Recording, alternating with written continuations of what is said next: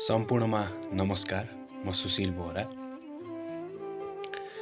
आज मैले यो भिडियो बनाउनुको खास कारण के छ भने जुन अहिले अब हाम्रो हुन गइरहेको जुन प्रतिनिधि सभाको चुनाव छ, जुन फागुन 21 गते अथवा भोलि हुन गइरहेको त्यो प्रतिनिधि सभाको चुनाव छ, त्यसमा कृपया सम्पूर्ण नेपाली आमा बुवा तथा दाजुभाइ दिदीबहिनीहरूले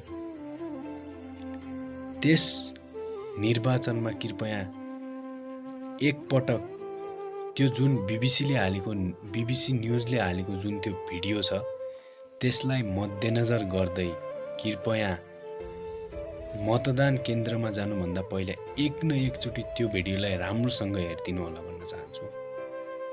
जुन त्यो जेनजी आन्दोलन 23 र 24 गतिको जेनजी आन्दोलनमा जुन त्यो कयौं शहीदहरूको रगतको खोला बग्यो, कयौं आमाहरूको काग रित्तो रह्यो नि, त्यो भिडियोलाई एक न एकचोटि अवश्य हेर्नुहुनेछ भन्ने आशा राखेको छु। हुन त म आफै पनि एज अ भोटर कार्ड नभएको मान्छे हो हैन, तर पनि मलाई यो भिडियो बनाउन मन लाग्यो, त्यसकारण मैले यो भिडियो राखेको छु। म यो पार्टीलाई भोट हाल्नु त्यो पार्टीलाई भोट हाल्नु भन्दैन, किनकि सबै पार्टीको आफआफ्नो एजेन्डा होला, आफआफ्नो अस्तित्व होला हैन।